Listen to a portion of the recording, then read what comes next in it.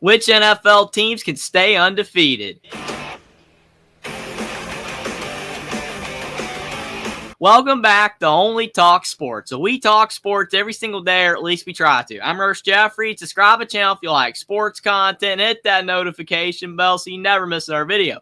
On to week 2 of the NFL season. And week 1 had some thrillers, some blowouts, and we can already kind of have a picture of which NFL teams are going to be good and which teams are not. But we do need a few more weeks to be able to tell for sure. And week 2 is definitely going to be a bigger step in that direction as we find out the playoff picture of the NFL season in the coming weeks. But I'm going to give my predictions for every single week 2 NFL game, so let's get into it. On Thursday Night Football, we got the Buffalo Bills traveling to the Miami Dolphins. This is a fantastic matchup on Prime Video. Buffalo started out their season with a win, as well as Miami, and Miami looked really good knocking off the Jacksonville Jaguars. I would argue they look better than the Buffalo Bills. Obviously, they do have the Tyreek Hill situation going on, which is a mess, but so far so good with him playing out on the field. But still, I do believe that the Miami Dolphins, if they can get all of the issues off the field aside and their offense is clicking like it was against the Jacksonville Jaguars, I do believe that the Miami Dolphins will knock off the Buffalo Bills 24-21 on Thursday Night Football. And then on Sunday, on Fox, we have the New Orleans Saints and the Dallas Cowboys. The Dallas Cowboys are at home, and they looked really good in week 1, getting a massive win over the Cleveland Browns. Even though they were an underdog in that game, they didn't look like an underdog, but we do know that Dallas is an untrustworthy team. They do this to us every year where you think they're good, they have a couple games where they look like the best team in the NFL, and then they choke, they fall apart. So I'm not sold on the Dallas Cowboys just yet, even though it was a very impressive performance. And then the New Orleans Saints, they had a fantastic blowout over the Carolina Panthers in week 1, but maybe the Panthers are just that bad that the Saints were able to blow that game open the way that they did. This game is on the road at Dallas. It's going to be tough for the Saints to win. I will go with the Dallas Cowboys to beat the Saints 28-21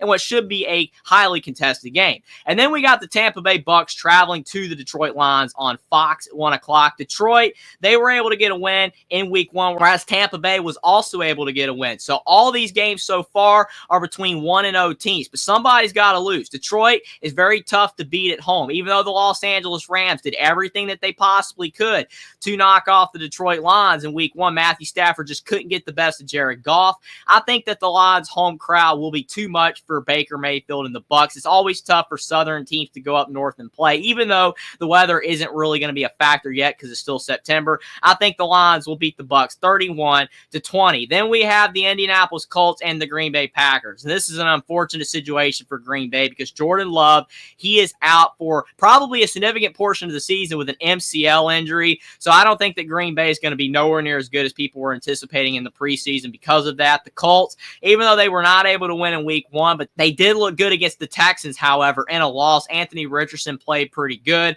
I think that the Colts are going to be able to go on the road and beat the Jordan Love-less Green Bay Packers 21-17. Then we got the New York Jets and the Tennessee Titans. Tennessee did not win their week 1 game. They lost, and Will Levis, he did the best that he could, but the Titans' offense is just kind of rough right now. DeAndre Hopkins didn't play in week 1, but we'll see what the Titans' offense can do in week 2. The Jets, they lost to the 49ers on Monday Night Football, but Aaron Rodgers made a couple mistakes, but overall, even though he had some rust, did good enough to keep him kind of competitive in that game. I think because the Titans' offense is so bad, the Jets are going to be able to find a way to squeak out a road win 17-14 over the Titans. Then we have the San Francisco 49ers at the Minnesota Vikings. This is a good game right here. The 49ers look good beating the Jets in week 1, and the Minnesota Vikings, they were also able to get a win as well over the New York Giants, but that's not really all that impressive, right? Because the Giants are awful. But the Vikings, it will be tough for them to beat the 49ers, even though it is on their own field. Even though J.J. McCarthy was the Vikings' first-round draft pick at quarterback, Sam Darnold is actually the starting quarterback for the Minnesota Vikings, and he played pretty well in week 1. Again, it was against the Giants.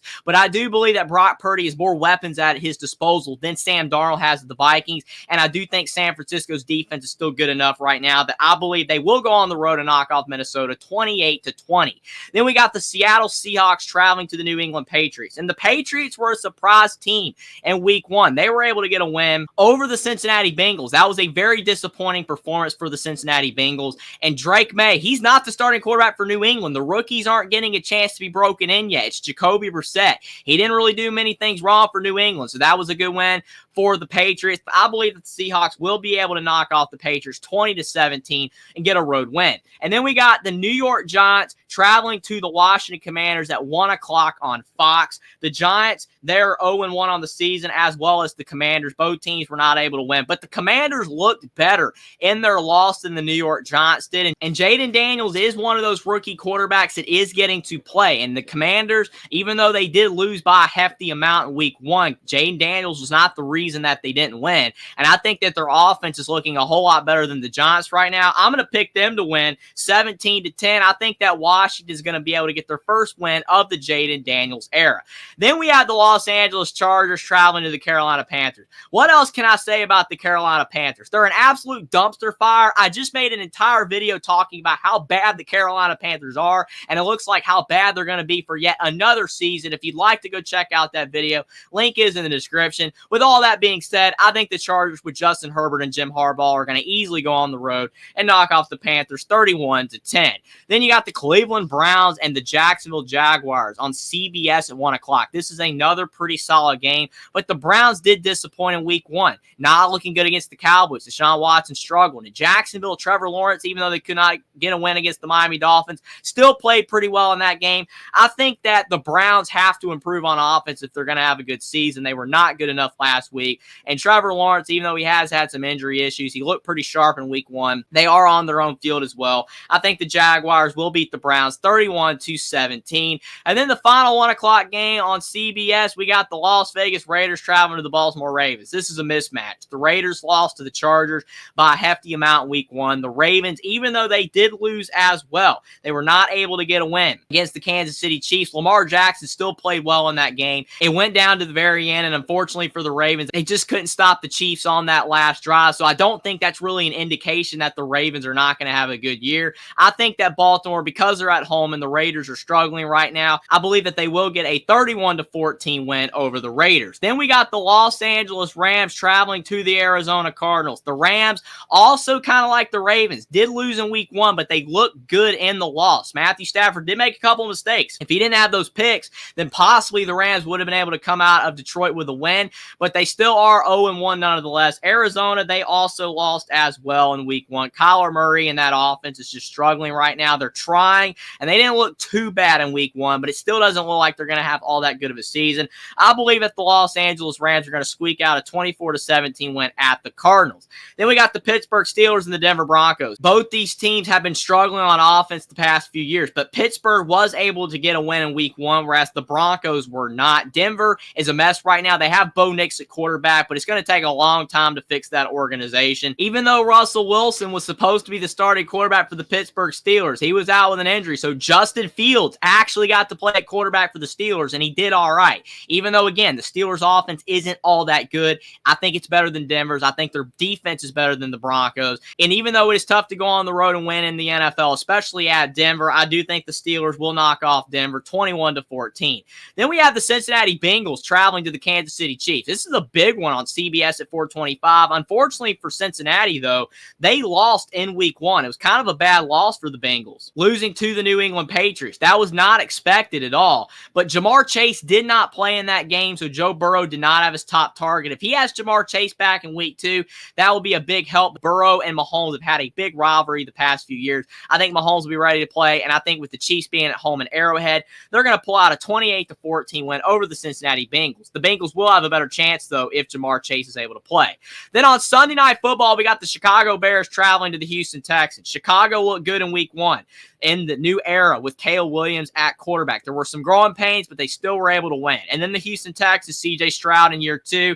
That was a very impressive performance for the Texans going on the road and beating the Indianapolis Colts. They're on their own field this time. And Chicago, even though they look very improved, I do think that C.J. Stroud's experience over Caleb Williams will be a lending, helping hand in this game. And I think that the Texans just have a more complete team right now than the Bears, even though the Bears on paper are pretty solid. That's why it's a very very good situation for Caleb Williams to be entering the league now for the Bears versus when Justin Fields first entered the league for the Bears when they were way worse. They have more weapons now, but I do think the Texans are a better team. I think Houston will knock off Chicago 31-21 on Sunday Night Football. And then our final game of the week on Monday Night Football, we got the Atlanta Falcons and the Philadelphia Eagles. This is a game that's kind of not a big headline and game for Monday Night Football. Atlanta lost in week 1. They're 0-1 on the year. Philadelphia is 1-0 on the season. They were able to get a win over the Green Bay Packers. That was a good game in Brazil on Friday night last week, but unfortunately for Jordan Love's injury, the Packers could not get the win.